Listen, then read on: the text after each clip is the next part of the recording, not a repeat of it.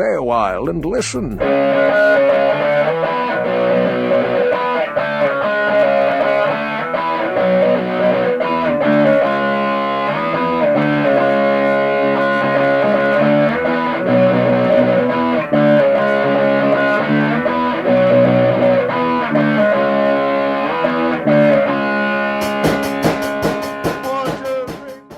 I had it all worked out yesterday.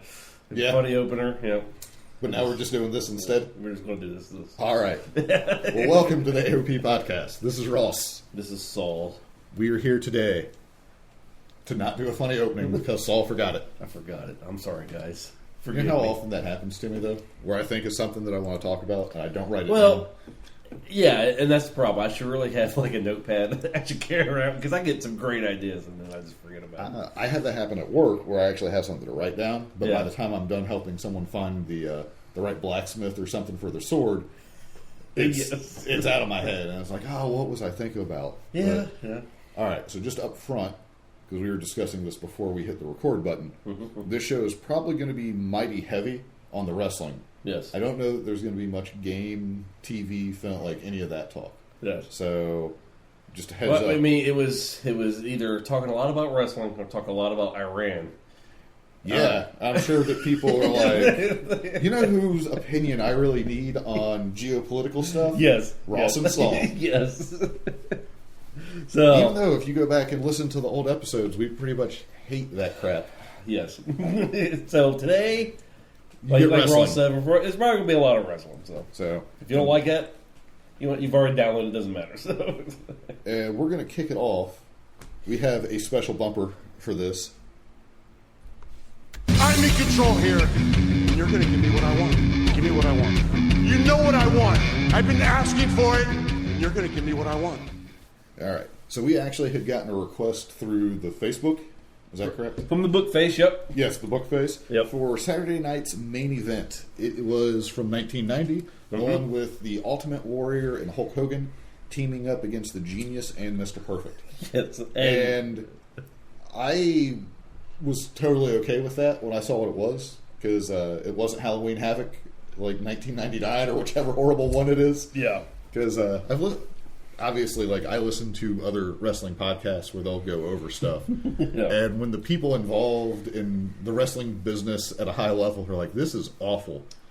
Like, even they can't spin it to be good. Yes. You know it's bad. Yes. But this one, I remember watching this on TV, actually, when I was Yeah. young. I would have been 10 or 11. Okay. So, I don't know, did you remember anything about it? I didn't know who the Genius was. Really? Because my wife kept asking me, like, who is this? I was like, I have no idea. I didn't know at the time. I just thought it was weird that he looked an awful lot like Macho Man. Sure. Turns out that my young intuition was correct. Yeah. I would find out later. I knew about the character, but I didn't know what the character was to say that. Yeah. Because I saw him, I was like, why is he teaming up with Mr. Perfect? But, yeah. Yeah, he had... I don't remember a lot. Again, I'm 10, and Yeah. I'm much older now. So I don't remember a ton of that. But, like, when that Saturday night's main event was coming up, I remember my mind was blown over Hogan and Warrior. Mm-hmm. And I think at this time, I didn't research it very much, but I believe Mr. Perfect was still undefeated. Like, I don't think he had been beaten yet, at least on TV. Gotcha. Like, I'm sure he probably lost, like, a house show match somewhere here or there or something. Mm-hmm. So that seemed to, like, in my mind, that was a big deal. And then I remembered Perfect and Genius. I thought they wore him out for quite a while. Yes. And it seems weird because I couldn't imagine that being the case. But that was basically all I remember about this particular Saturday night's main event. Once it was, you showed me which one it was. Yeah. It's like, I remember that match. Yeah. I also remember that being the main event. Gotcha. Well, that's not. So then I actually looked at the rest of the card to see what else was on it. Yeah. And I did remember the Macho King versus Hacksaw Jim Duggan. Okay. And I remembered their feud. And it felt like they traded the crown back and forth a few times. Which, like, we talked about, I didn't know back in the day, which is more interesting, that you could lose the crown if you beat the person with the crown. Because Haku had it forever. Yeah. Because it was King Haku. Like, when I started watching, it was King Haku. Mm-hmm. And then, but yeah, there was like quite a few different people who had it here. Well, not a ton, but it was just more something for someone to do. But it always seemed to be better on a bad guy. Which by the way, is McMahon.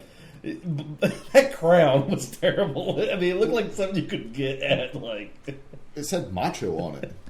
Like, I don't know if you remember the old, like the hard plastic action figures. Yeah. The Macho King came with a scepter. Yeah. And that crown. And then I made him a cape out of felt. A little piece of felt. Well, I mean, that's fine, but can we at least make the crown metal? I don't know. It just looked very... That was Macho Mantium. I don't know who that was, but I'm from this day forward. Did you... Macho Manny. Did you like McMahon and Jesse Ventura's commentary? I was always a fan of Vince on commentary, and I thought whoever he did commentary with was very good. True, yeah. It's still no... I'm pretty sure Monsoon and Heenan are my favorite pair. Okay, yeah. I always really liked Heenan because I didn't like him, but he made me laugh. Yes. Like, even when I was little and was into the good guy, bad guy thing super hard, I found him, like, he would still make me laugh or, like, just angry. Like, that's so mean. Sure. I never had a problem, like, going forward. Like, if Heenan would have done the stuff with, like, Bret Hart and his family that the King did, I would have probably actually been mad at Bobby Heenan. Yes. Lawler, I just wasn't a Bret Hart guy for the most part. Yeah, sure. Other than he brought the title, like, I don't remember before Bret Hart having the title ever seeing the champion wrestle on, like, Superstars or Wrestling Challenge or any of the weekly shows. Yeah. So he was the first one that I recall actually doing that, or occasionally even defending it against somebody. Yeah. And I was blown away by that. I was like, this is amazing. Sure. But yeah, so looked at the card. I remember the Duggan and the Macho King match. I even wrote here, no memory of any of the other matches other than I remember DiBiase and Jake the Snake feuding. Mm-hmm. No clue how that even came about, though. Like, I kind of remembered it once you get to, like, the promo package for it and stuff. Yeah. It's kind of familiar to me. Yeah. But I had no idea the rest of this card existed. Yeah. So it was like seeing it for the first time, basically. Oh, gotcha. So, now, did you have any thoughts looking over the card? No, not really. I just was like, man, this is going to be a throwback. Yeah, because I don't remember any of it when I started watching it. So it was brand new, basically. To you, yeah. So, all right. So we kick it off. It was Duggan and Macho Man. So the notes, I took some notes as I was going over it. Yeah. I thought Duggan's promo was real weird. Like, clearly not a promo guy. It was just bizarre. Yeah. I was like, okay. At least he didn't say ho like a bunch of ho. See, the thing is, like, what I remember the most about Hacksaw Jim Duggan is when he was in his jumpsuit as a janitor in WCW, and Dean Malenko stuffed that jumpsuit full of, like, hot dogs and apple pies. One of my favorite moments. It was awesome. They made Hacksaw Jim Duggan a heel for a little while there. Yeah, that was an interesting take on it, I guess. Again, I understand that Duggan was not the bad guy there, but Dean Malenko was clearly the face to me. Yes. So, yes. Macho Man was super intense for his pre-match. Macho Man's always. Yeah, I don't. It's like, did you ever see the movie The Repo Man by any chance? Yes. Where the Repo Man is always intense. That's pretty much like. That's Macho Man. Yeah. He could have been in Top Gun and would have been just fine as a character. Yeah.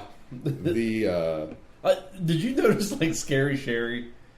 Where she was just being real weird behind she's them? like, it's making, like... she reminds me of a cartoon character. Just her, like, her little motions and everything, and... She's got 3 cells of animation. Just keep running them over and over. Yes. Yeah, it's like she was kind of saying, like, I don't know. Because she was always good as a second to anybody. Sure. But in that particular, it was just weird. Yeah, because, I mean, she kind of drew my attention away from Macho Man. I'm like, well, what is she doing back there? He really didn't say much. Yeah. Other than calling people peasants or pukes or whatever it was he was doing. Yes. So once the match started, I mean, I don't think there's a lot that's memorable in this match. No. Like, because... I don't know. The beginning, though, where he dumped over the throne that Macho Man rode out on. Yes. Like, that was cool. Yeah. Because I don't remember seeing that happen prior to that. Okay. Very well could have, but, child at the time. Yeah. So I thought that was good. Especially since if that throne would have fell on him. That throne looked like it might actually have hurt. I'm assuming that thing's at least wood. Yes. Probably heavy. Yeah. Because they've talked, like, I've heard them talk on some of the podcasts where they're like, that thing's heavy. And it was like, you didn't get it all the time because it was such a pain to transport. Mm-hmm. They just didn't want to deal with it all the time. Something to that effect. So, yeah, it probably...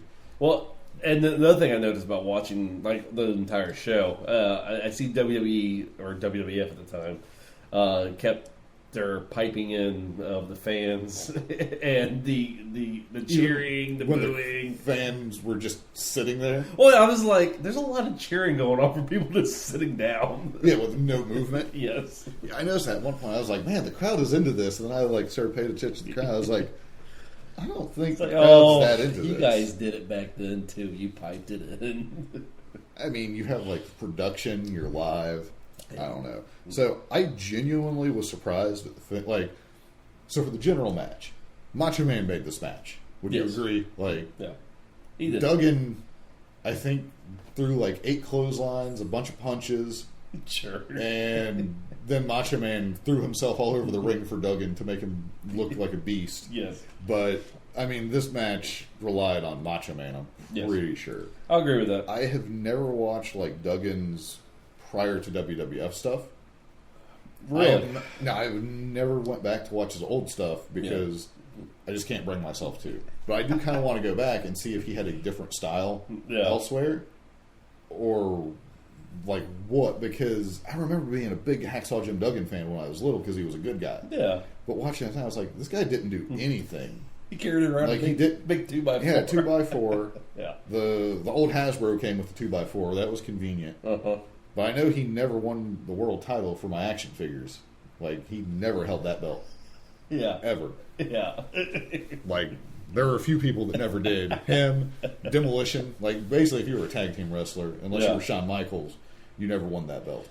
So you were kind of like McMahon with your federation. The tag teams never mattered to you. No, back then they did because they actually had names and matching outfits. Yeah. But it was all about the Legion of Doom. Yeah. Legion of Doom was sweet. They were, yeah. I mean, they literally punch people for real, I'm pretty sure, and just beat them, and that's why it looks so amazing. Yes. But it looks like they're killing them. Oh, they were killing them. Okay. Yeah. Fair enough. But yeah, so like the whole match, I mean, it just seemed... I was reminded of where Macho Man would grab him by the hair, and he jumps over the top rope and drapes him over it. That was always one of my favorite things that he did. The double axe handle to the outside. Not nearly as effective against everyone else as it was against Hogan. Yes. I mean, it knocked Hogan so senseless that he just laid there and pulled a razor blade out and cut himself at WrestleMania 5 in front of God of the world. Yes. Like, you got to get hit pretty hard to think that that's a good idea. Yes. You know how great that would have been if that's what commentary would have done to try to cover that up? It's like, he's been hit so hard he doesn't know what he's doing. Yes. But yeah, so I genuinely thought when this match started that Duggan won. Because I swear there's a Saturday Night's Main Event where Duggan beat him for the crown. Okay. But maybe that was like early on. I don't know. So, but yeah, like the Macho King. I always think of it as the Ultimate Warrior Ravishing Rick Rude finish, where like Heenan pulled him out, the feet from under him at WrestleMania 5, and held him down. Like they kind of do that with his foot on the rope or whatever. So Macho Man goes over. No idea if that's the end of this feud or if it continued. Well, we can keep watching it. I mean, I kind of want to know, but I just didn't feel like going through it. So, but yeah, that was that. Was there anything that stuck out to you? Like, other than like you said, Macho Man pretty much made this match. Yeah, if Duggan would have been fighting anybody else, I don't know that it would have been so good. Yeah. Fortunately, like there were some really good bad guys back then for him to fight. Yes. To make it work, I guess. So we get to our next match, which is I don't know, it's almost like the big match of the card. Like, it's what was hyped up. And it's got your main event guys in it, but it was the second match. So I remember I hated the Genius. Yes. And I always thought Mr. Perfect was kind of cool, but I didn't like him because he was a bad guy. But I did have a dream once about Mr. Perfect. So, Really? Yes. So, now again, I'm like in elementary school, and I more so remember telling the story to my friend that I walked to school with. Yeah. But I had a dream that I was wrestling Mr. Perfect. Okay. And it went back and forth for a while. Yeah, it's funny because I was still like a elementary school child fighting Mr. Perfect, but he was so perfect he actually made that work in the dream. Yes. Which I did not appreciate until just now, like thinking about retelling this story. Yes. But he beat me because he does. Yeah. But he was super, super mad because I actually made him break a sweat. And like that was the big thing. He's like, I can't believe I had to break a sweat to beat this kid. And like that was the end of the dream. But I've had two WWF wrestling dreams. The other one was the Undertaker showed up in a hearse at my neighbor's house. And then I woke up because I was scared. Okay. So, I noticed that at one point the Ultimate Warrior was screaming during him and Hogan's promo about being 36,000 miles above normalcy levels. Brother. Yeah. And then I don't know what he was talking about, but the question I have here, is there an unenjoyable Warrior promo? Not that they're good. Well, just him and Hogan, man. They were just flexing, and they're like you said, one's talking, the other one's flexing. Yeah. And I'm just like, you have no idea what they're saying. Because even Hogan, I don't even know what he was saying. Well, he was like trying to match the intensity of Warrior, I guess. Because he was like, oh, this dude's intense. I need to up my game. Yes. And then it just becomes incoherent. Just flexing. Talk.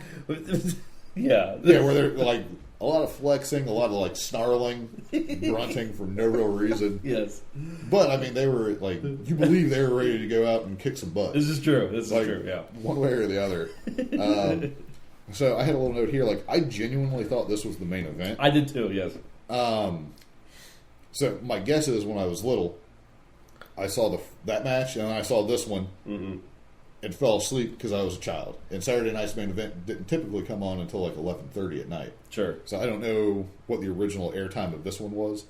But I used to remember I'd wake up like super late. Like the first time I even knew Saturday night's main event existed. Yeah. I think it was Hulk Hogan against Bad News Brown. Okay. And I remember seeing that and like I thought it was every Saturday.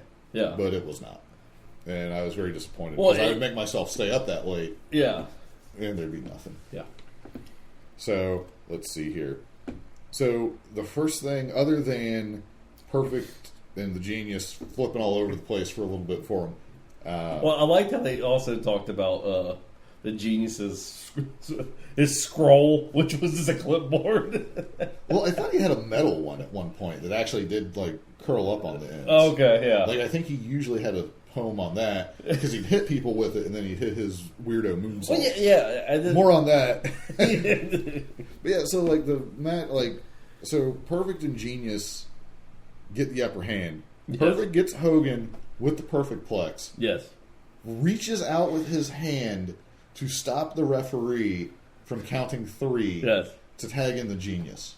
Yes, I didn't understand that storytelling because Perfect beat Hogan right there. Yeah, absolutely. Yes. I don't understand. Like, they tried to, like, talk about it on commentary. I would like to hope that there was something like Hogan was like, brother, my nerves pinched. I can't move. So Perfect made it audible to save it, to give Hogan time to recover. Yeah, maybe. I think that was an intent to make Perfect look really strong. Okay. Or maybe no one had, like, kicked out of the Perfect Plex yet. Mm-hmm. And they were like, oh, well, we'll just have Perfect stop the count because he's cocky. Like, I mean, it worked because, like you said, the character was cocky, I guess. Yeah, but I don't think he was an idiot. It's true, yeah. Like, yeah. Like, to me, that just was like, that is really dumb. Yeah, I'll agree with that. I thought that was kind of stupid. Very, very weird. But yeah, so he tags in Genius. Genius does the most bizarre moonsault I've ever seen because he's basically running up the turnbuckles, kind of like the way he did. Like, I just caught it. I don't know if that's how he always did them, or if just something was going on in this one where he like slipped. Yes, it was like, well, that's not how I remember him doing like a real nice one. Yes. So maybe I've confused him with like Blue Blazer or something. Maybe. I don't know how I could possibly do that. Yes. So let me see here. So the rest of the match goes exactly how you would expect, where Hogan and Warrior all over the place. Yes. Got the press slam into the blind tag by Hogan. Yeah. And then I'm pretty sure the Warrior was supposed to go outside to cut off Perfect, but instead he just kind of stood there menacingly. Well, the one thing I liked about Hogan and Warrior, because they're the ones that I think did it the most in wrestling, is that they drew. I don't know if they actually ever told this in a story way, right? Like, but they fed off the energy of the crowd. Like they basically will lose the match, but they did the Goku and draw in for the spirit bomb or whatever. Yes, I always thought it was neat about their characters because they basically the energy of the crowd is what made them win matches. Basically. Which I always thought was neat about those characters. Because if you look at it in the other way, it's just ridiculous. But right, yeah. Well, yeah. I mean, you definitely are losing the realism. But I mean, you can if you ever done any kind of anything where you have people cheering you on, it does kind of give you that extra boost to your step. Sure. Yeah. So obviously, it's turned up to a million with Hogan specifically and Warrior. Yes. Warrior more just had seizures, and what can you do? But yeah, so they get the win. I felt like there was some kind of discussion about if the Genius was the one who was pinned, did it count against Perfect's record or whatever? Yeah. But he might have already lost at this point in time to Hogan or Warrior. I assume that he got beat by Hogan at some point because that's what you did in the 80s and 90s is you got beat by Hogan. Yeah. One way or the other. Yeah. But after the match, they're jumping Warrior and Hogan. Yeah. Warrior's just clotheslining everybody in sight. So if you missed it, you might think the match is still going on because that's pretty standard for him. Hogan comes up behind him and gets clotheslined in the throat is what I noticed on that one. But I loved it because his method of helping Hogan was just smacking him around and paintbrushing him. It's there was a Superman comic shortly after he came back to life where he was drawing so much power from the sun that he couldn't control it. Okay. He couldn't touch stuff because he would just obliterate things. Gotcha, okay. That's kind of how the Warrior was here. He was so amped up from the crowd that he was trying to put a consoling, concerned hand on him, but he's so powerful, he's just smacking Hogan around. No, I never really thought of it like that, but yes, maybe that's why, because Warrior's his interaction, he's never touched a human being before, was unless it's for battle. Me not know what to do. Yeah. Yeah. Well, there was someone, what was it? Macho Man drops an elbow on Hogan to wake him up. He was it's one of those things. Sure. So Hogan's no selling of Macho Man's elbow transcends good and bad. That elbow cannot beat Hogan. Absorbs the power of it, yes. I mean, wrestling back then was so great because you had the characters was this kind of crazy. Yes. I mean, Hogan and Warrior were almost normal in a way. Think how bizarre that is to say. Yes. I mean, Warrior was amped up comic book character, but he was just a super intense dude that you couldn't hurt. Well, and as I was watching, especially with Hogan and Warrior's match, I was like, why can't these characters get over nowadays? Because if someone did this nowadays, I would absolutely hate it, I think. Well, because you would assume that they're trying to be a Hogan character or a Warrior. You think this would be it? Why do you think... Well, you were the WCW guy. How do you feel about Renegade showing up over there? That's true. Which is the biggest, hey, we can't get Warrior. Yeah. We're going to paint some dude up, give him some tassels, and he's going to run. Yeah, that's true, yeah. Although Renegade was probably a better technician than Warrior. Yes. I don't think you can match the Warrior's intensity. I don't think anyone could, yes. No. The A Million Blazing Suns could not. But I did because there's always been rumor of Ventura not liking Hogan and some of those guys. Okay. So he seemed genuinely happy about Hogan and Warrior getting face to face. Yes.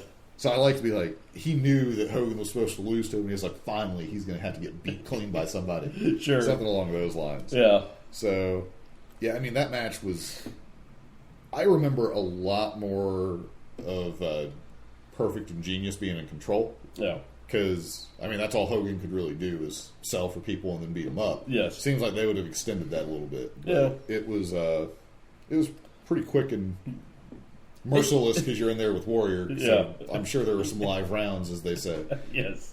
It was entertaining. It did what I mean. I mean, like the crowd, like we were talking about, like stuff being pretty clearly piped in. Yes. I mean, the crowd was definitely into this one. But they were, yeah. 100%. Yeah. So, because, I mean, that was a huge deal. And then, they're set for WrestleMania 6, which I haven't seen that match in a long, long time.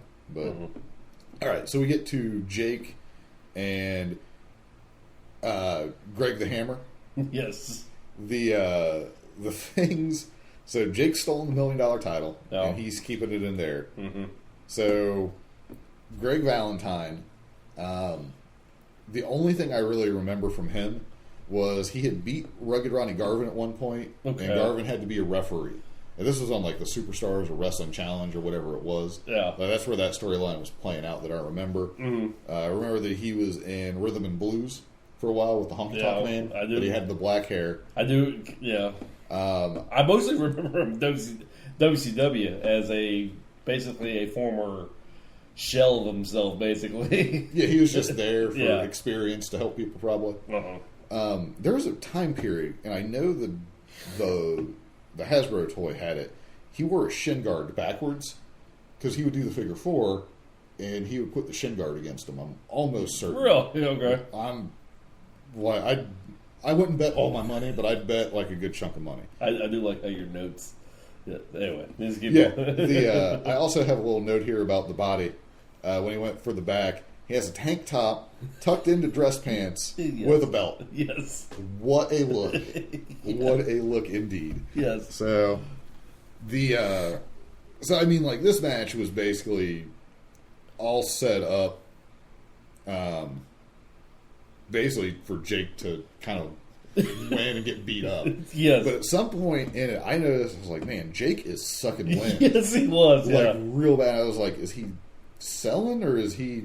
Yeah, I don't know, because I noticed that quite too. noted that he's had some problems. Yeah. So was he just, like, gassed at it, like, just, I'm dying? Yeah, I noticed it too. Like, did he legitimately get hurt? Is he... I don't know, but I noticed that he was, like, really, really breathing hard. Yeah, the only thing I could think is if you, like, I don't know, you've had the wind knocked out of you. Yeah. Regardless of how good a shape you're in, if you're doing a match like that, you take something a little bit funny and get the wind knocked out of you, it's going to be real hard to recover. Yeah. So I could see maybe something like that. Or, I mean, maybe he just didn't have the cardio. It could be. I don't know. Or other problems. Now, I have here, I don't know exactly why I put this in here, but I had, wow, the brain is a jerk, all three, really. So I'm assuming that I was talking about Brain, the Body, and probably Jimmy Hart. Could be. But I don't know. I should put a little bit more of a note. But something that the Brain did really made me think that he was a jerk. Yeah, I don't know. But, yeah, so, I mean, this was all about DiBiase and Virgil being afraid of the snake to get the $1 million title back. I'm almost certain. Yeah. So, now I did have a question here because both these guys were involved with this. Would you say Bobby Heenan or Jimmy Hart for the best manager? Heenan. You think? Jimmy, I can't stand Jimmy Hart. Well, that's what he wanted. Well, he didn't wear airbrushed everything along with a megaphone. I don't know. He just came off, even as a kid, I remember, and rewatching it. Yeah. He's so much of a cartoon character. It is amazing. Yeah, but could you imagine, like, in a real, like, imagine me and you are actually having, like, a grappling match, but I have Jimmy Hart running around in, like, translucent purple with a megaphone just screaming at you. Yeah. Just, 3 cups of flour, 8 cups of blueberry is going to make a great pie. Yeah. And you can have that when you're sad from getting beat, like, just screaming through a megaphone, just nonstop at you. Yeah, I don't know. I'm going with Heenan. Just because he was a cool bad guy. Yeah, yes. I'm going go Heenan with it. family had more success, I would say, Yeah. than Jimmy Hart stable. But yeah, just think of that though. Like anytime you're about to do something that's like any kind of competition, but all of a sudden you have this guy running around, like because Heenan might like mess you up. Yeah, but Hart's going to mentally distract you. And you're going to get just like, shut up, let me wrestle. Like, playing a game of checkers. Like he's going to get double kings, baby. Just nonstop through the like just right in your face. Yeah, but you're not allowed to touch him for some reason. Yes. So all right. So we get on to the Dusty Rhodes and Rick Rude match. Yes. So what I put here is like I did not get Dusty Rhodes. Mm-hmm. I had no knowledge of him prior to him being in the WWF. Okay. So this was my first experience with him when he showed up as the American Dream with like the polka dots and all that stuff. Okay, gotcha. Yeah. I believe that Rick Rude with short hair is superior to long hair Rick Rude yes. in every way. I will say Dusty's theme song was super rocking. Yes, I caught myself like bobbing my head and tapping my foot like, yeah, I am just a common man. Like Rick Rude, I got to say also, very cut man. Yes, that dude was his diet was on jacked. point. was jacked. He put in his time, like whether it was watching diet or working out. Like he played the part pretty well. Should have got a haircut sooner. Well, it was the 80s, man. Though. Yeah, I mean that's what everyone had. Unfortunately, I've seen recent pictures of me in the early 90s, and I'm sure the same could be said of me. Yeah, sure. I made some of those comments myself, like, why didn't somebody stop me? Get a haircut, you hippie. Yeah, I did think it was weird. This was the first time I noticed it. There's just like a random Hulk Rules and Macho Man graphic pop up. Yeah, I didn't know what those were. But yeah, I guess they were doing like they're going to be having an interview later. But they didn't mention it this time that I remember. Like I didn't hear anything about that. Yeah. So I thought they were just letting us know, like, if you guys forgot, Hulk does rule. Yes. Carry on. So I thought that was strange. I also noticed, I don't know if you caught this, but before Rude came out and did his little promo, he did a weird sexual innuendo. Did you hear what he said about like not touching Sapphire? Yeah, it was somewhere. It was weird. I was like, wow. That might have been actually if where I put Brain as a jerk, all three of them really. Yeah, it might have been from like Rude, him, and the body like badmouth and Sapphire. Yeah, I think that's probably what it is because it goes right into this. Because that's probably where I was like, wow. Yeah, because Rude, his comment, I was like, nowadays you would not say that. Right? Yeah, no, he was very unflattering. Yes, for sure. Yes, to basically everyone involved, really. Yes. So the match starts off, and I mean it's. A lot of these, it's that style of the match. I mean, you have Dusty doing Dusty things. Yeah. You have Rude taking the atomic drop or the reverse atomic drop, making it look like the most devastating, like, multiple of his vertebrae have been fused together. Yes. It's not quite Honky Tonk Man levels. Yeah. But it's up there. So you eventually get Heenan and Sapphire just going at it where they both get kicked out. Yes. What I thought was hilarious about this is somehow Sapphire was able to go out to the box office, and not only buy a ticket in the middle of the event, she was able to buy a ringside seat still. Yes, and the way what are the odds of that happening? The way McMahon sold it. Well, Bonnie, she bought the ticket. She deserves to be here. That's fine. Like I've always, I think it's ridiculous, but I always appreciate like, well, yeah, they bought the ticket, okay, but when you buy the ticket in the middle, like. I don't know. Like, because it'd be one thing if they would have been like, I bet she bought that beforehand because she knows that how Heenan is, and something like, if there was like some preparedness to it. Yeah. But I mean, that turns you into like Batman at that point. Like you're accounting for crazy contingencies. Maybe that's who Sapphire was. She was that great of a planner. Could have been. I mean, it'd be an interesting way for it to go. Yeah. But there was so basically you get like the double count out, but then Dusty and Sapphire dance at the end. Yeah. So I thought it was real weird because I looked a little bit. It seems like this would have been the start of a feud. Yeah. And there was nothing. But it seems like those two feuding would have been awesome. Sure. Although I don't know who you need to win it. Like, maybe that's what they were avoiding. As much as they were insulting Dusty's way and Sassfire's way, I mean... It seemed like there needed to be some kind of payback to that. As opposed to be like, oh, well, we drawed. That's the end of it. Sure. I mean, who knows what actually happened, and I haven't follow-up. But it certainly felt like the first encounter or two to a big feud. Yeah. And that did not happen. Nope. So, all right. So we get to Dino Bravo and Rugged Ronnie Garvin. So, I don't these guys other than Earthquake. I don't know any of these guys. So I remember Dino Bravo. Okay. I remember watching the episode where he challenged Warrior to the push-up contest. Okay. And they pulled Earthquake out of the crowd. Okay. And then they laid him out. I don't know how else to put it. Like, Okay. it was totally ridiculous. And so I remember like that, like some of Dino Bravo's other matches. But what I don't remember was him being called the Canadian Earthquake. So Yeah. they mentioned at one point. Now, I don't remember Dino Bravo being as big as he is now, but maybe because I'm older and I'm a little more familiar with like bodybuilding, powerlifting, that kind of stuff. Yeah. He definitely looked like a big dude. Yeah. It was crazy to me that they said that he held a bench press record of 712 pounds. Yeah. That's impressive.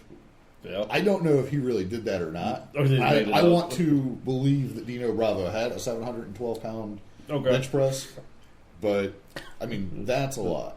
Yeah. Because if you see someone lifting a weight that ends with a very strange number that's not like 2.5, a 5, or a 0, and you're getting to 2, they are micro-loading to try to break a record or a personal best. Gotcha. So if there's any truth to him doing 712 pounds, that would be why it would be a strange number instead of ending evenly like plates do. Yeah. So because you can get like micro half-pound and 1-pound plates to get like some like crazy weights going. Gotcha. So it is possible, but I don't know. I don't want to know the real answer. I want to believe that he could have bench pressed the Earthquake. Well, see, it's amazing that you got that because I remember them saying that, but I didn't focus on that. I was more. I don't know. Weirded out is the word, but like, why is he called the Canadian Earthquake? That was what I was more focused on because I was going to look up because I don't know if they have earthquakes in Canada. Like that's something I'm actually curious. I'm assuming they have fault lines. Yeah. But I don't remember ever hearing being like, oh, and Alberta, Canada has been devastated by a 6.0 earthquake. Sure. So yeah, I'm just like, why couldn't he just still be the Earthquake? Why does he have to be the Canadian Earthquake? I don't know. Yeah. I was more like I was daydreaming half the match about him doing a 712 bench and the legitimacy of that because that is a seriously impressive bench press, regardless of size. Yeah. Also, his traps are enormous. Yes, it was. That I noticed.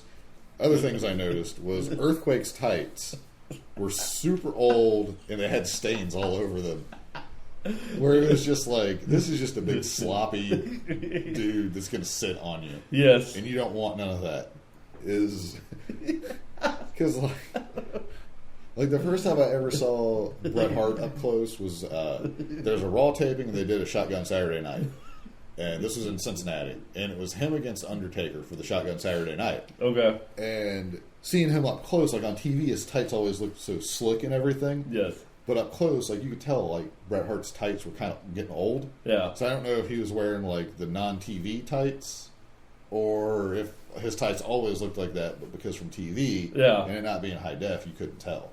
But I just remember thinking, like, oh, I thought their tights were a lot newer than that. Those looked old. I mean, they were. But, so I have here, like, I'm pretty sure the whole point of this was for Earthquake to give the aftershock to Garvin. Yeah. Make him get stretchered out, basically. Yeah.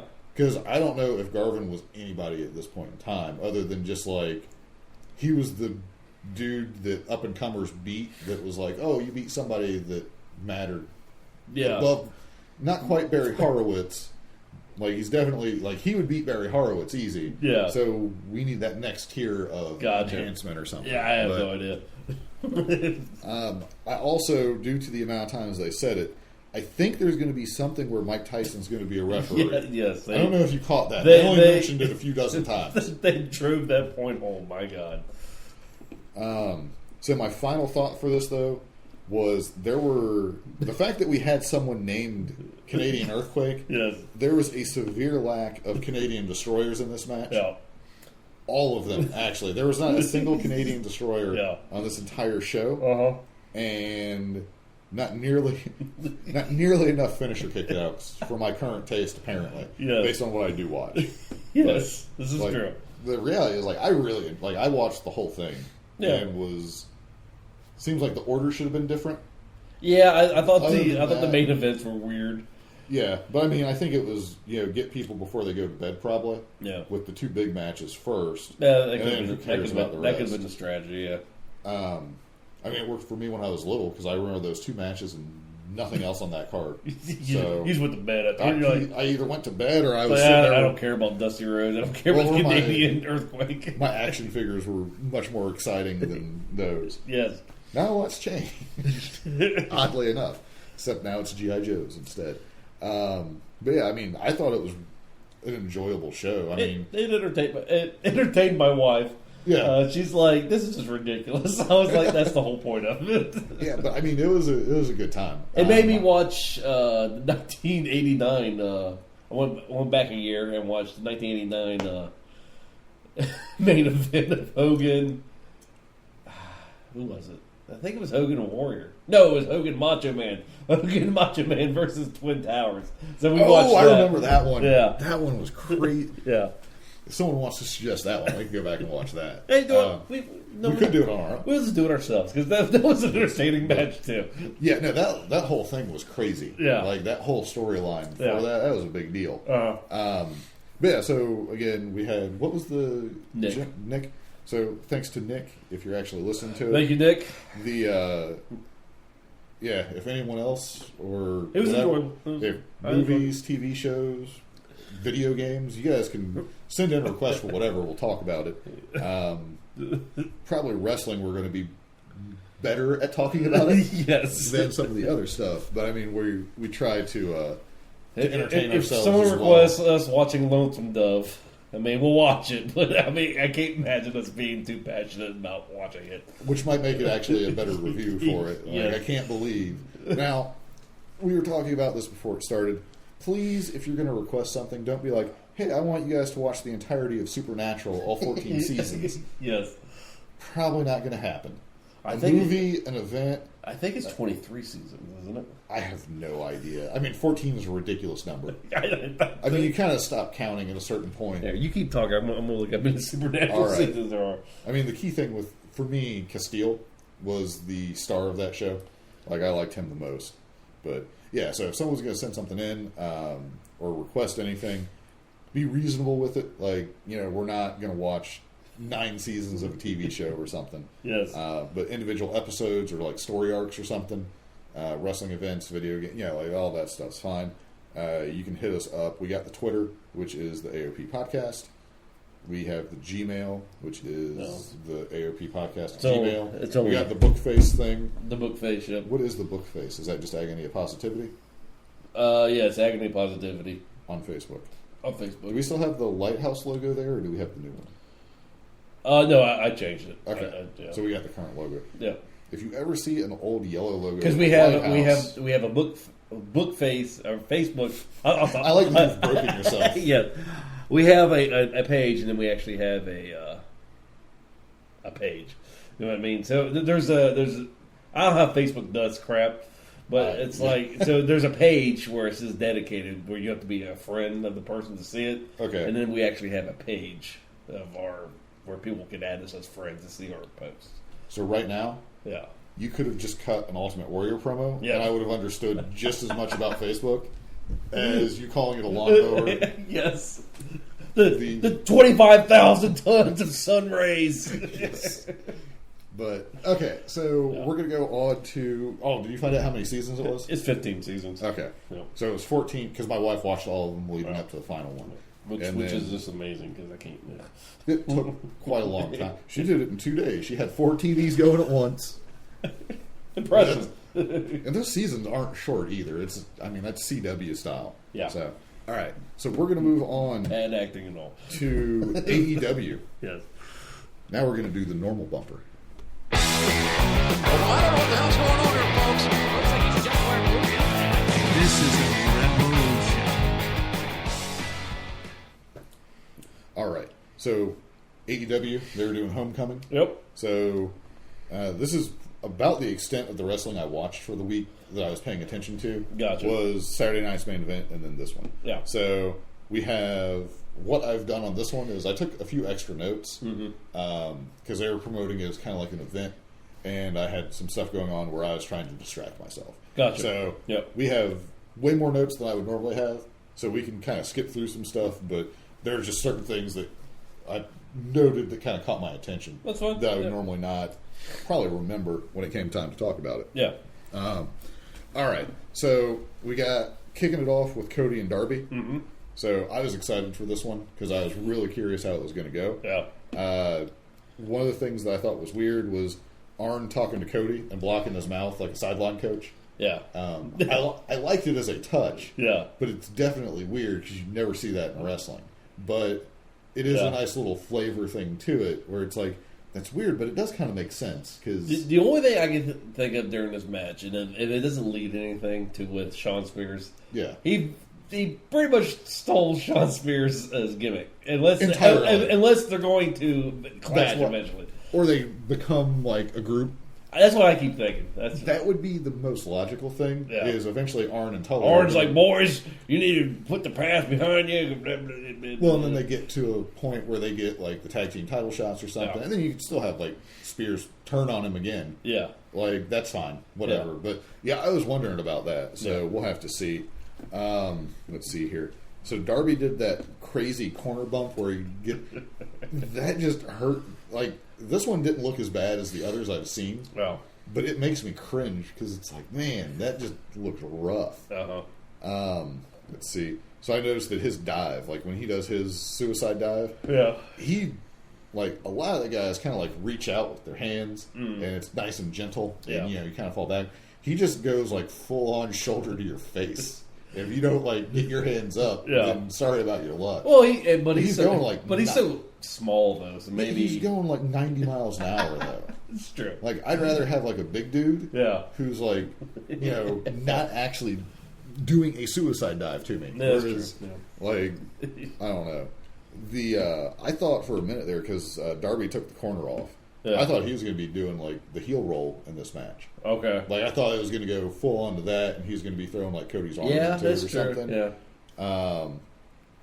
I was surprised that Cody played more of the, I guess, heel in this match. Yeah, well, I could see it going either way, but it was hard to say.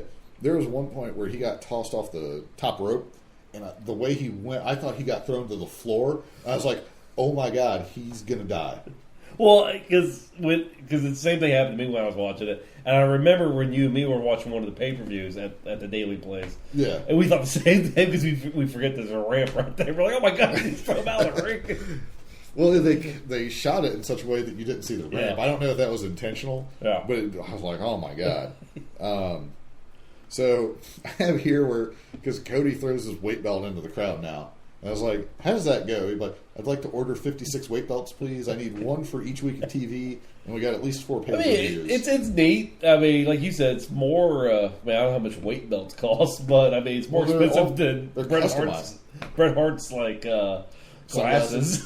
Well, I mean, he's having they're all custom made, with his graphics on them. So unless they're just like real cheap silkscreen. That freaking the Bucks are doing in their garage or something. Well, but he wears it throughout the match, so I mean, it has to be somewhat durable. Well, I mean, it's a weight belt. The thing is, it's like such a thin weight belt that I don't know that I would actually wear it. I mean, basically, the reason you wear a weight belt when you're lifting for, like, say, squats or whatever, is like you brace your center to keep everything tight so you don't accidentally bend in a way you're not supposed to. Yeah. And the weight belt, it doesn't have to actually be super snug on you. Yeah. But you're feeling yourself touch the weight belt all the way around so you know you're bracing yourself properly. So there's a Walmart weight belt. Yeah. $15. Yeah, I mean, you can get like cheap one, but how much is it to have that custom engraved, I don't know. his graphics put on it is the thing. Sure, yeah. And I'm assuming he takes the time to sign it too, like on the inside. Yeah, it seems like it'd be weird if there's not. It's just a neat little thing that Cody does, I think, because he legitimately likes the fans and he likes... Yeah. Well, I mean, he's doing quite well for himself too, Yeah. so I'm sure he's more than willing to do that. Yeah. So, let's see. Another move that drives me crazy is the super reverse suplex or the avalanche reverse suplex. Yeah, okay. It just looks weird. I agree with it's that, the most unnatural setup to a move ever. Yeah. Where, I don't know, I'm always just worried that it's going to go wrong. I agree with that. So yeah. at that point, my assumption was Darby was going to win this match, Yeah. or he loses and goes nuts with a weapon or something. Yeah.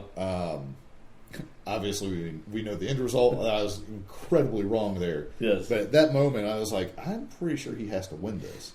Mm-hmm. But then it's like, well, but they just brought on Arn.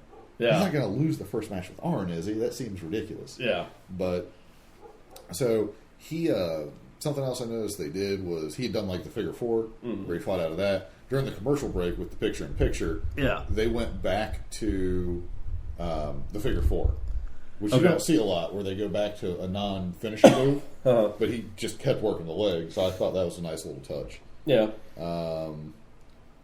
Scary. Oh, yeah, they did the top rope code red during the commercial. Yeah. I was like, that just seems like not a move to do during a commercial break. I don't know, like, if people are just not... Aware? It almost seems like they don't know when to do stuff. Like, Well, I think... is the ref not relaying these messages? Well, or? it could be that, I think overseas, like if you have it through like the Fight app or something, Okay. you actually don't get commercials. So there's, Okay. like, in some areas, it's what we are seeing is a different presentation. Gotcha. Basically. I wonder if their sound is better than... Because, my God. But we can talk about that later. Well, but with that, like sometimes through the app Yeah. or through TSN, it's okay, but through TNT, it's messed up. Yes. So there's fault sometimes with them, and sometimes it's not their fault. Yes. Let's see here. Yeah, Darby's stunner. I just don't care for it. It looks like he always has the arm caught with it. Weird. Yeah. Like when he does that front flip over. Yeah, Phoenix. It's not quite as, Phoenix's. No, I guess Phoenix doesn't have a stunner. But I would say Penelope Cruz. Yes. Penelope Ford does a better job with her stunner, I'd say. Yeah, it's just the way he gets into it is always kind of strange. Yeah. I mean, no one sells it like they're dead or anything, so Yes. it's fine. It's just weird. Yeah. Let's see. Yeah, I wrote here, Dear Darby, sir, please no drop on the apron. It is horrifying. Like, I can't stand to see him take that and Yeah. not hit somebody again. Yeah. Like, it just looks so jarring. Arn was a little bit involved at our finish, Yeah. where he was like screaming at Cody. Well, not really screaming, but like telling him to get the knees up because what was going on. Smacking his knees. Yeah. Yeah, you would think. I don't recall that kind of situation ever happening with a manager leading to a finish. Like, out of the stuff I've seen, I'm sure that this isn't the first time it's happened. Yeah. But I haven't seen anything like that where it's logical that they'd be. I see all the time where they're like, look out, look out. Like Heyman does that with Brock. Yeah. Well, no one ever looks out, though. No one ever actually listens to the person warning them. So true, for yeah. this, it was nice to see. That's to someone see that that. is actually listening to their manager. Outside. Yeah. Like they were actually serving the Well, purpose I of- mean, Tully does it with Sean Spears. Yeah. So, I mean... Yeah, I mean, they're probably better at it, but like this was more pronounced to me. Agreed, Maybe because yeah. commentary also pulled a lot of attention to it. Yes. But it's kind of interesting. Let me see here. What do we got? So we went to the SCU promo. Yeah. And then Sammy came in and was a jerk to Christopher Daniels. And then he smudged his phone. I thought that was pretty funny. Oh. That, like, yeah. All right. So we got the 4-way women's match. I was predicting Sheeta. The fans were really into Sheeta. She's really good. Yeah. So I made taquitos during the intros, and I missed a bit of the beginning. Yeah. It did seem like Rio was playing the role of a foreign object, where everyone was just throwing her into Yes. other people. Yeah. I wouldn't mind Nyla and Sheeta just having a singles match where they just murder each other. Well, 'Cause yeah. it seems like that's what would happen is they would just I liked how rail on each Nyla other. was smacking people with the belt, and she just smacks her with the kendo stick. 'Cause, Yeah. I mean, why wouldn't you? Because you have it. Right. Yeah. But yeah, I mean, overall, I thought this match was pretty good. Yeah. They kept Britt fairly uninvolved. Yes. I mean, we've been somewhat critical of her. Yeah. Like, I mean, she's not awful. I mean, she'll get better. Like, Yeah. she is capable. She, like, Well, and her speed is. My concern is her speed always seems like a half a speed slower than everybody else. Yeah. So it looks kind of weird. Yeah. But like as you pointed out, I mean, she's not as experienced as some of the people. Yeah. So I'm sure she'll get better in time. Yeah. Like, Well, I think Rio has been wrestling since she was like 10 or something like that. she was like 9, and she was teaming with Kenny when he was 11 Yeah. or something. Yeah, They so dress I- up like the Rescue Rangers. There's a huge gap there in wrestling experience. Yes, but it looks like they're going to play more of the heel role with Britt going forward, I guess. Could be. It's hard to say. So the venue that they were at again, Yeah. I don't know if it's a good venue to be at. I don't know anything. I like the look of it though because Yeah. it is very It's different. different. It's Yeah, different. it's very different. And, So and, I that, really and that's like one thing that. that Jericho said. Jericho said it doesn't look like any other event. And I think AEW needs to do more of that. Yeah, like find like the strange Event- places or Like, because AEW, ECW used to do that with that one ballroom that they Yep. Yeah. So, I mean, it was just neat because you've never seen that type of stuff before. right. Yeah, if that's more of like a home base, like they go there more often, which would make sense from a financial since they. Sure, they own own it. Yeah. Yeah. Let's see here. Just don't do it in the middle of summer where everyone looks like they're like Dying? dying. Yeah, Yeah, you have to like drink Gatorade. Like they have Gatorade in the middle of the match. yeah. So I hate the drift away, like the fisherman's cradle swinging net breaker thing. Okay, It always seems like the rotation should go the other way for it, okay, but I don't like something about that move just doesn't work for me. I don't okay. know. Again, one of those weird things that I have issue with. Yeah, Yeah, I was like, Britt was there. I did like the Russian leg sweep into the lockjaw transition. I thought that went pretty well. see, and my problem was the whole mandible claw. I hate that move. But it's a legit thing. yeah. I don't know. There's something about it. I hate it. Every time I see someone do it, Are like you the just imagining Fiend, someone sticking their hand in your mouth and it's gross? maybe I don't know. Like, So, it's already, so you don't like it's already in your mind. You wouldn't be able to beat someone with that. yes, that's what I'm The saying. fear would overtake you. You Yeah. have Jimmy Hart screaming on the outside about people sticking fingers in their mouth. I guess I don't know. There's just that move to me looks ridiculous. Saul, I can't do like a megaphone effect. It would be like, Saul, it's just like the king. They've been putting their hand in the horse stables. They're going to give you the mandible claw when you lose that game of checkers. Yeah, it just You I just don't know. wouldn't know what's going on. Yeah, Let's see here. So, when Rio was about to get smashed through the table, yeah. Did you see the Hell in a Cell where Charlotte? I believe it was Charlotte and Sasha, where Sasha got thrown at the table like a dozen times and it didn't break. Yes. I was very worried that Rio was going to be propelled into that table, Yeah. and just thud. Well, yeah, because she just didn't have the weight to break it. Yeah, she's like 80 pounds. Yeah. Yeah. Fortunately, they got her through it. Yeah. But because the table breaking, it doesn't hurt. Yeah. Hitting the table, not breaking, Yes. it's no good. Yeah. So, but yeah, so she retains. I think everyone looked strong during this match. Yeah, I mean, Yeah. the fact that I went to make my taquitos at the beginning, Yeah. I had pretty low expectations, Mhm. so I wasn't worried about it. But by the end of it, I was like super into it. So I was just real good. I was just hoping, like, please do not come out and start taking people's hair again. Because that's one thing I was worried about. The nightmare people would come out with their knife and Yeah, I mean, there's a place like that whole thing just seems like a mess right now. yes. So it was good. It was good. So if I know for this was Joey Janela, he just get low blowed out of the middle of nowhere. Yeah. I just laughed. I just thought it was funny, and I was like, I guess going from past relationship is where the story is. Well, and I think they'll.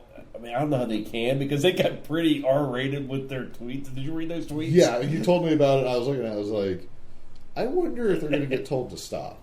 Yeah, because they had a little bit of a Twitter fight there. And It was rather suggestive Yes. about yeah. the things that people do. But I guess they're into it. I mean, that's what they want to do. Because I think this was rumored last year to happen, and everyone, like the dirt sheets were saying, Janelle was against it, but maybe he's for it now, or they just wanted to save it for now. I don't know. Yeah, it could be one of those things that it was still a little bit fresh. Yeah. The whole thing, like that would have to be a weird situation where you're actually with someone and then they want to make an angle out of it. Sure. I mean, could you imagine, like, say you were married to someone and they wanted to create an angle where she was leaving you for another guy, and it was just drug all over public, and then they were going to be like, we're going to have this wedding, and we're going to have you be in a cake, and the dude who's marrying your wife, he's going to have a tuxedo jacket with no sleeves, which is pretty awesome. And then we're going to have, like, someone else show up that also had relations with your wife because she's into that kind of thing. I mean, that would just be madness, right? Like, that'd be hard for you to swallow if you had just broken up. Dude, I mean, there's two things in this storyline with the whole Rusev thing. I think, so where do you go from here? Like, does Rusev marry Bobby Lashley now? Is that where we're going with this? Because I would not see that coming. You know what's funny is, if you go by YouTube views, like, that whole angle has outperformed everything else. Sure, because I think everyone's like, what the hell is this? Right, and as little as I've watched WWE, somehow I know everything about that particular storyline. Yes. And it doesn't make any sense to me because I have not sought it out in any way. The one thing, and I can understand this because everybody and like I said, I don't follow WWE, and I knew about how everyone wanted Liv Morgan to become part of Fiend's I don't gimmick. know how that came up either. But people were wanting it, so I'm like, why wouldn't you just give people that? Because she was kind of hinting it on her Instagram. It doesn't make any sense. Not to say, really? Not to say that between these outcomes that this makes more sense than that. Yeah, I don't know. I feel like if you start throwing stuff in with the Fiend, they're not going to be able to stop. And then you're going to have the Firefly Funhouse, Hollywood, and the Wolfpack. Yes. And all of a sudden, that's true. You got Bray Wyatt fighting the Fiend somehow.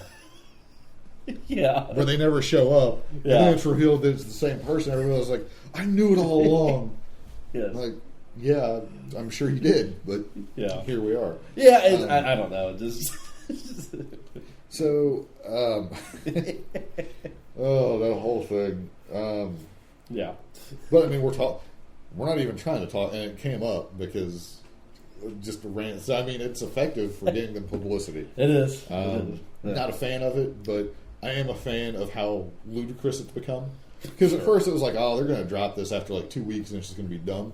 The fact that they're like, nah, we're running to the house with this one. There's no derailing this McMahon thing. loves weddings. He loves the whole wedding. I don't know why. And a cake. And a cake, yes. But, so, due to recent news of the New York Giants and Eli Manning, it made me wonder, because Eli Manning as a quarterback was a pretty unanimated dude. Mm-hmm. Is Eli Manning the Orange Cassidy of football? For being... I wish they would start doing something with him, because... they sat him on the bench half the year. I felt like you were setting me up for that one, but we need a cha-ching there, like ding ding. We can do it in post. Yes. I don't know, because the whole Orange Cassidy thing not doing anything, it's just, for me, it's getting kind of old. It's like, it's at that point maybe where it's because I hate the best friends. Maybe it's because I don't know. It's like, get them away from it. I don't know. He still has, like, because I've been watching his matches on YouTube when I can find them, and they're still good. Like, I'm still entertained by anything he's done fairly recent. But it would be nice for him to get something going in AEW now. Yeah. Maybe there's like some kind of contract, or maybe they're waiting until right around now where he's going to have a match at Revolution. Maybe. Wow, it's been intentionally building up to it. I do like how in your notes you thought of the Dark Order. Maybe he is the Exalted One. Dark Order. Well. Because I got Dark Order, Exalted One. Yeah. And then I hope it's someone cool. Or Vince McMahon. Yes. Orange Cassidy, that's fine. I mean, I just don't want it to be something totally stupid. It was me, Austin. It was me. Like, the Dark Order ends up being... Tony Khan. I don't know. Like, I don't want something Like, make it someone that's halfway cool. Well, the problem is the whole Ministry of Darkness was a much cooler gimmick than the Dark Order, I think. And then for Vince to come out, and I'm like, what is this? That ruined. Like, I was so disappointed Yes. in that. So yeah, like you're saying, it better be someone pretty high up, like Matt Hardy, Marty. Marty would be good. Yeah, Be kind of weird, but that I've heard people saying Kenny Omega, which would be weird, but I mean, I can kind of see it. Yeah. Like, because he's a weird guy. I don't want the Cowboy doing it. I don't want Hangman because I think he would not fit with that. No, he's hit his stride currently. Yeah. Him and whoever does their nameplates. It'd be the drunk cowboy. I kind of like it. It's just All right, but so we got Trent against. I'm not going to say it, but Gian Moxley, the longest Gian of all time, perhaps.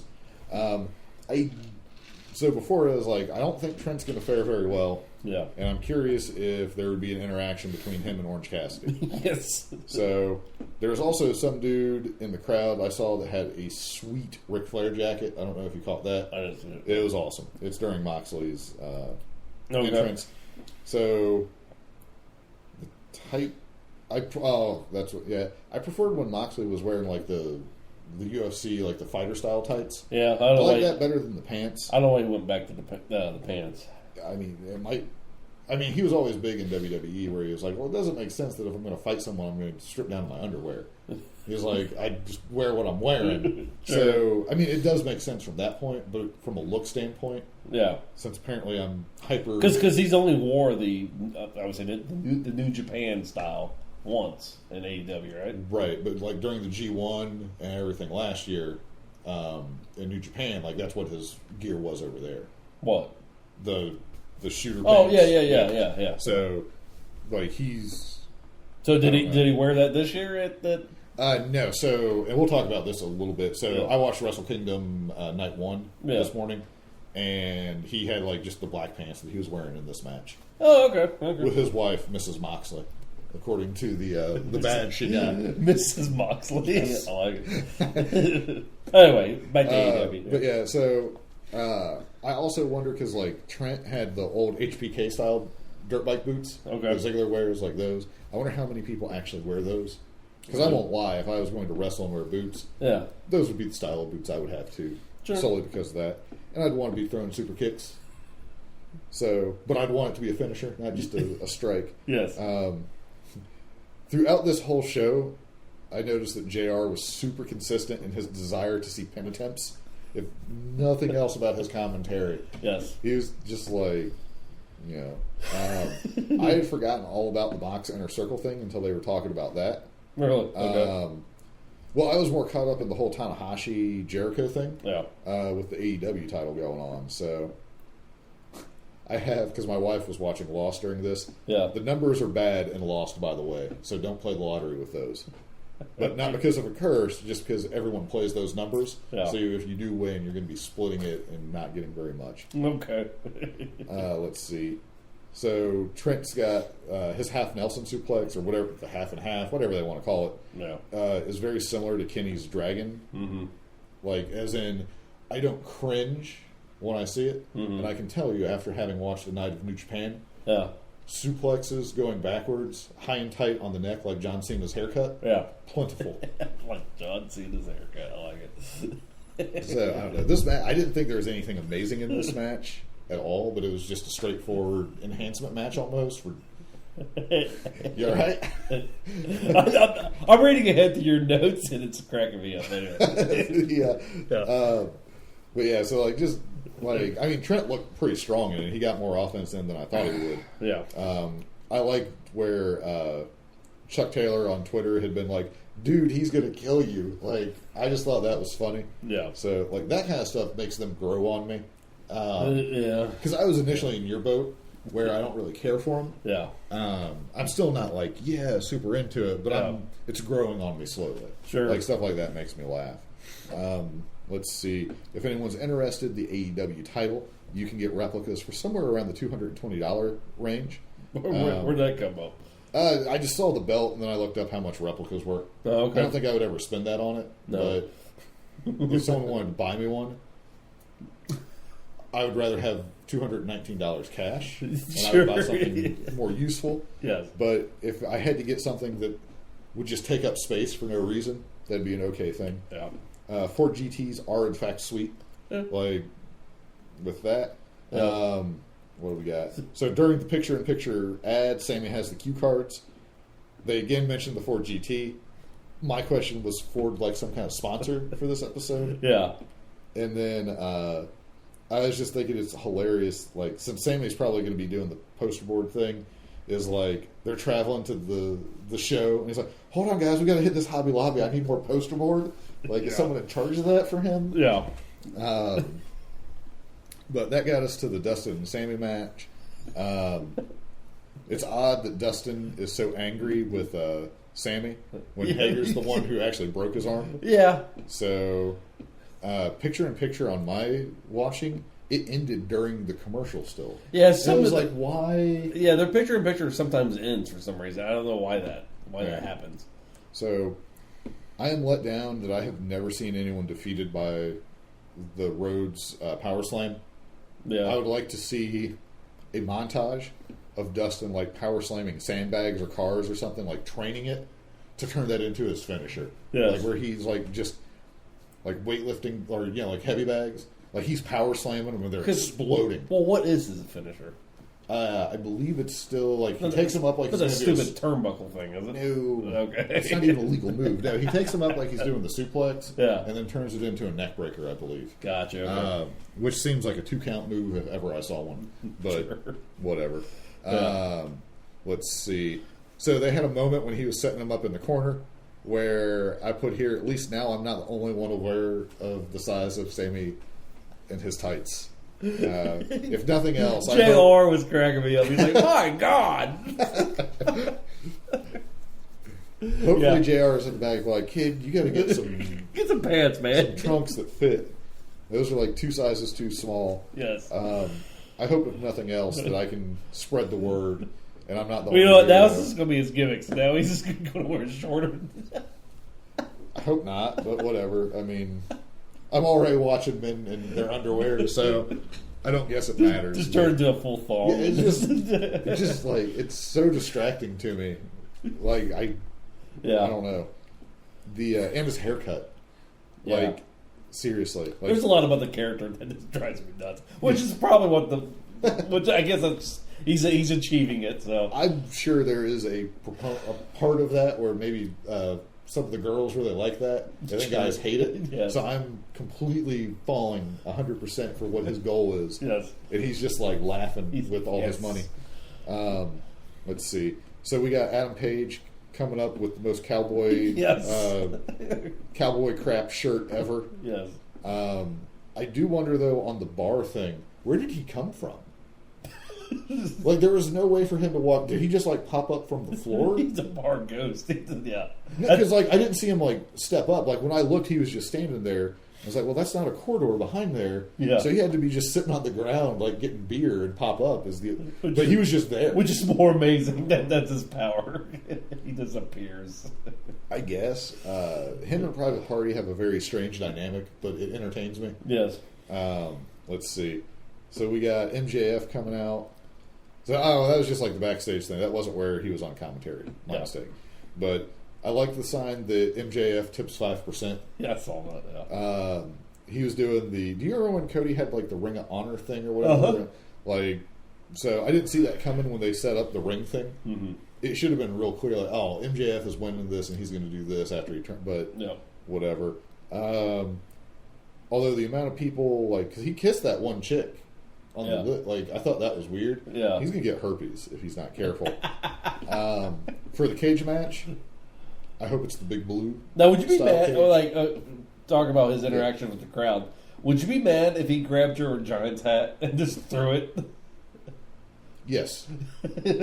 I would be. Yes. Now, I would imagine the rest of the crowd would get the hat back to me, because typically that's how that works. Yeah. Now, obviously, if I was somewhere like filthy Dallas, I wouldn't be wearing my Giants hat because I know that they can't keep their hands to themselves. Yes. Or Philadelphia with filthy Eagles fans. Yes. So I wouldn't be wearing Giant stuff there. Gotcha. But I would also, if I was sitting front row and MJF was coming out, I would take my hat off now. Yes. So that could not happen. Well, apparently, like, he throws his gum at you, and I mean, Yes. he's very much a great heel. He reminds me a lot of like Piper in WWE. I mean, he's basically a jerk. Yes. Like, for real. Yeah. So, but yeah, so I want the big blue cage like WWF used to have. Okay. Although, anytime I've heard someone talk about that, they're like, it hurts so much. It sucks. So, probably not going to get that. But I am curious what their cage will look like. Paint it red. Black and gold. Yeah, Black paint it and- red and then get some red lights so you can't see. Yes. They had, for Paige, when he did get on commentary, has been drinking. Yes. It's one of the best things ever. Yeah, I I don't know. hope when they get around to the AEW video game, that like Paige, like part of his entrance is always having like the random stuff come up. Yes. So let's see. So for the match itself, I mean, it was exactly what I thought that match would be. Well, just chaos. Chaos. To continue our Canadian Destroyer problem that we apparently have, I was glad that we got 3 of those in 10 seconds in that match. Yes. Because the rest of the show was kind of lacking. There weren't nearly enough, I feel. And then at the end, after Kenny hit the one-wing angel, did you see something that looked like he got hurt? Because he wasn't having his arm worked on during the match, was he? No, I don't think so. Because he was like holding his arm real strange and not moving it. Yeah. And I was wondering like if something actually happened to him. Yeah, So- it's hard to, I mean, because like you said, they sell stuff. Yeah, well, Like- Matt sold a back injury to where I thought that he was a cripple. Yeah. I mean, Yeah. like it went on for so long. Mm-hmm. So, But all in all, did you enjoy it? yeah, I thought it was real good. Yeah. I mean, the fact that they hyped it up some to be like a special, first of the year, that kind of stuff. Yeah. Them resetting the win-loss records is weird to me. Because, It makes sense to me. I mean, To me, it does, but like there wasn't a lot of talk about that in advance. So it's like Moxley was #1 contender. Uh-huh. That just doesn't count at all. Like it seems like No, they said if someone beat it, like if Trent would have beat right. it, It's still weighted Yeah. with that in mind. It's just there wasn't a lot of explanation going up to it. Mm-hmm. So I'm curious if there's more details to be had, or what the carryover is. Yeah. But again, I mean, it's not the end of the world. Like we already know that Jericho's going to fight someone at some point. So whatever, it might be Tanahashi. Yes. Speaking of which, so I did watch Wrestle Kingdom. Now you haven't had a chance to check this out, have you? I have not. No. All right. So I will try to talk about the 3 matches that I felt mattered, Okay. but I will try to avoid a spoiler for you because you can probably find them on YouTube. Oh, or you something could later. you could tell me. 'Cause, Okay. I mean, unless you're doing it for the audience. I mean, it doesn't I'm matter. going to assume if you're this far into it, Yeah. you can stop it right now. Yes. And much like when we were talking about Mandalorian or something, where there might be a so spoiler. there will be spoilers. Yeah, so we will only a couple of the matches because I don't follow New Japan enough to know who all the people in the 14 main tag team matches are that they do. Sure. But so you had Moxley and Archer. Okay. They were doing like technically a Texas death match, but not really a Texas death match. Mm-hmm. So if you weren't aware, normally you have to get a pinfall, and then you got to get a 10 count after the pinfall. Oh, okay. This one, it was a 10 count or a submission, apparently. Gotcha, okay. The thing that was weird to me, so it was basically them just beating the crap out of each other. Gotcha. And then, so the end result is Moxley wins. So Okay. he's your United States or America champion, whatever. The belt that doesn't look like fruit roll up with 10 plates on it. Yes. He ends up winning it. But the thing that took me out of the match was, like the WWE style of Last Man Standing, where they do the, so the 10 count would be like 1, Oh yeah. 2. Yeah. Like you got that time, like it's fairly slow count. Yeah. So the referee for this match was not Red Shoes. Okay. I believe. But the count, like the 10 count they would do, would be like 1, And 2, people don't follow 3, 4. Like it was a super quick count. Yeah, and people that don't follow New Japan, Red Shoes is like their main ref, right? Yes. Yeah. He's the guy. No. That is my fault. I am making the assumption though. If you're this far into Yeah. our podcast, Yeah. that you probably Well, I don't want someone to say Red Shoes. What? what's a Red Shoes? Yeah. It's Ronald McDonald. Yes. But yeah, it was just strange, like the cadence to the count for the 10 count, because like their outside the ring count is a 20 count, so they can count kind of a normal pace. Yeah.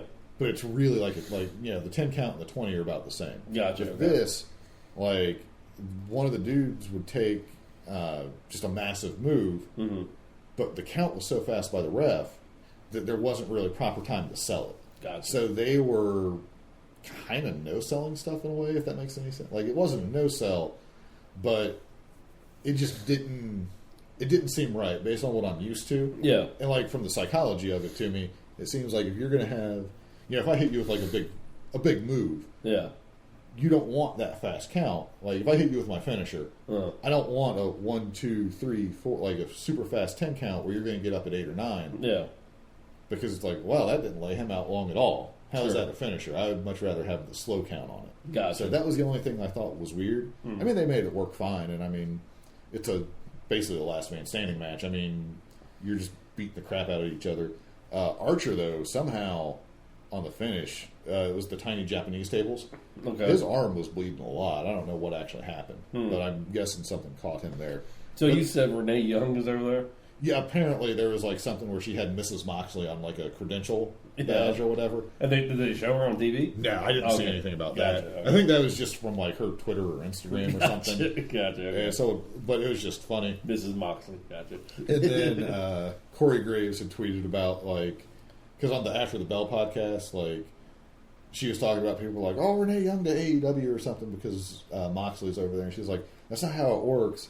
But then she had posted something about being in Japan, and then Corey Graves was like, Renee Young to New Japan, confirmed, like making fun of the whole thing. Sure. So, and then let's see. So the other matches that mattered is you had Jay White, Switchblade, against Naito. Okay. And that was for the Intercontinental title. The winner of that goes on tomorrow night or tonight, depending on what your time zone is. Yeah. To face the winner of the Okada and Ibushi match. Okay. So the end result is Naito ends up winning the Intercontinental match. Okay. The match was crazy. Like, it's worth watching. Okay. I don't know. Are you familiar with either one of those guys at all? No. Okay. Well, one of them's the leader of the Bullet Club, right? Switchblade? Yeah, or whatever they are calling it. His tights are sweet in this one. So, we're just going to have a fashion section where I just rate attire, apparently. Yes. Because I do notice it a lot. But yeah, he had like some really cool white with like the red score marks and everything on it. Like, he reminds me almost of Zaz in a way from Batman. Okay. Like the guy who score mark on him. Yeah. So, I mean, it's just like a back and forth match. Jay White destroys the knee of Naito, and there's a lot of spots around that. Okay. And he sells it pretty consistently throughout the whole match. He ends up, his finisher is Destino, and I hated the announcers because they just scream the finisher name, like, over and, like, it seems so forced to me. Yeah. So, stop. Seriously. I mean, I can live with it because I would love to hear, if anyone is listening to this and they're like, I love it when the announcers just keep screaming the finishing move's name over and over. Yeah. Because it's one thing when you only hit the move once, but in New Japan, so he has a running version and a standing version of his finisher. Yeah. But they call them both basically the same thing. But one of them's like it can beat some people, but usually not like a main event person. Gotcha. They got to get like the other version of it. Okay. That's where he hit that like 4 or 5 times, and every time Destino. Like, well, I mean, I hate that when they do it in wrestling. I hate it when they do it in football. It's just annoying when announcers just. I mean, they're just screaming. I don't know if they're really excited or they're like, oh, I want to get the crowd excited about what I. Yeah, I don't know. It's just weird. Like you said, it seems forced. I can live with it. I just don't like it. Yeah. It's not going to stop me from watching it for the most part because there's people who are super into that stuff. But yeah, so Naito wins that one, which is what I think. Obviously, I don't speak Japanese. I'm not super following it, but it seems like the fan base really wants Naito to be the one to have the Intercontinental and the World title. Gotcha. So you end up getting Ibushi. Formerly Kenny's tag team partner in the Golden Lovers, against Rainmaker Okada. Okay. If nothing else, On Twitter, I saw his opening. That's what I was about to say. If nothing else, go check out his entrance video. Yeah. It was awesome. It was pretty sweet. Yeah. The match itself was real good. Kind of slow in the beginning. And the end result, I've seen enough Okada matches to know, and Ibushi matches, what's going to happen. Mm-hmm. There was a lot less dropping Ibushi on his neck Okay. than I thought there would be. Okay. But it still happened a little bit here and there. Uh-huh. I'm glad that he will not be fighting Naito. Okay. Because all they did was take turns dropping each other on their head and neck in ways that are just brutal to watch. But yeah, so Okada wins this one. Okay. So we're going to get Okada Naito, which should be a good match. There's just, I don't know tons of story with them. Sure. So I can't go into a lot. The match is real good if you like the New Japan style. It definitely, all three of the matches kind of go into that thing. Well, I will say this about New Japan, and I'm a little bit bummed that AEW has not transitioned that way. AEW feels like New Japan feels like I'm actually watching A sport. like an actual kickboxing football. Right. I don't know. There's something how they do it that AEW has not mastered yet. Well, the thing is, when I watch New Japan, I'm usually watching Wrestle Kingdom or the G1 or something. Yeah. And it's their event where they don't have a lot of in between on the matches. Sure. So that makes it easier. Whereas AEW, I'm watching their weekly TV shows. Yeah, that's true. Yeah. Where they're setting stuff up and Yeah. trying to develop characters. Yeah. So I'm sure they have a lot of that with New Japan that we just don't see. I'm not subscribed to New Japan World or anything. Yeah. But I did give them $50 for their Wrestle Kingdom. So I seem to do that every year. So do you get that? So can you watch tonight's episode or? Yeah, you get 3. You get Wrestle Kingdom Night 1, Night 2, and then you get New Year's Dash. Gotcha. Okay. So, and I believe replays on it or whatever. Gotcha. So, Okay. but yeah, there was a bunch of tag team matches and stuff like that. Juice Robinson and Dave Finlay beat the Gorillas of Destiny for the tag belts. Okay.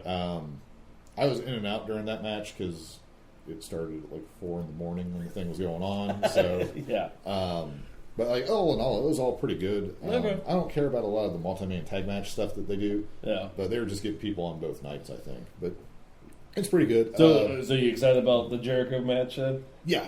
I was hoping that would have been this morning. But Yeah. So the Naito and Okada match I'm excited for. Mm-hmm. The Jericho one I'm excited for. Moxley and Juice I'm excited for. Mm-hmm. So there's probably some other stuff on there that will be pretty good. But the Jericho one, I don't know if his match is going to be good or not. I just want to see what they're going to do with it. Okay. The story to it is interesting to me. It's just weird that you have 2 top AEW wrestlers in a top spotlight for New Japan. Right? It's just weird to me. I feel like there's probably a relationship that exists. Yeah.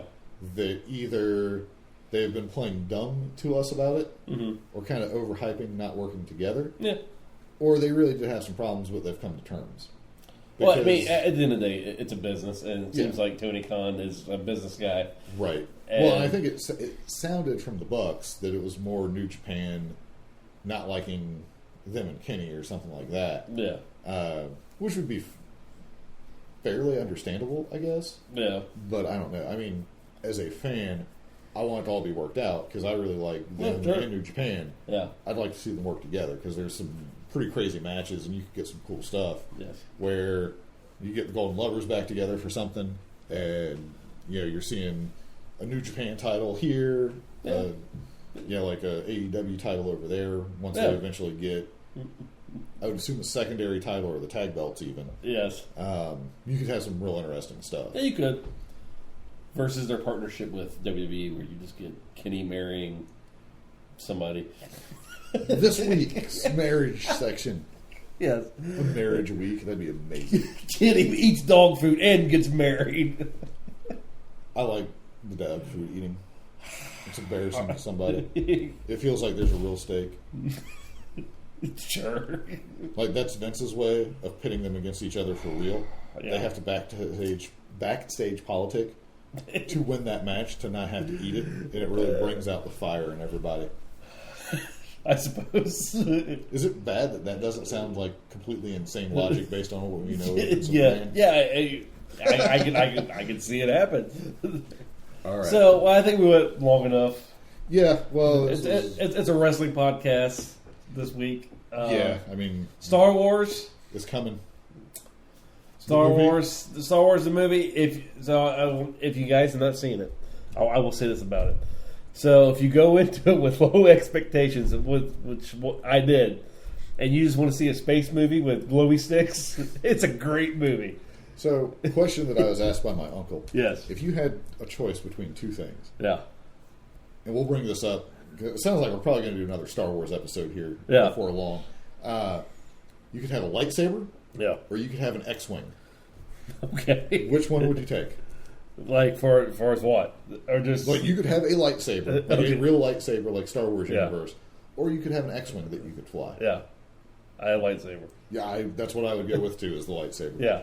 The X-Wing seems like, not that the lightsaber is not a good way for me to lose a limb. Yeah. The X-Wing is a surefire way to die. Sure. Yeah, so anyway, with the whole Star Wars, go into it with low expectations if you're a huge Star Wars fan, and I think you will enjoy the movie. This movie is not going to give you some revelations on the closure to this whole series. So Because they're going to do another 3 movies. yeah. All right, goose noise. Goose noise. Live life like a goose. Outro. Yes. Yeah, it was. It was a movie. It was a movie. Yeah, I need to get to see it. And Yeah. then I'll do that. We'll do Star Wars games. Yeah.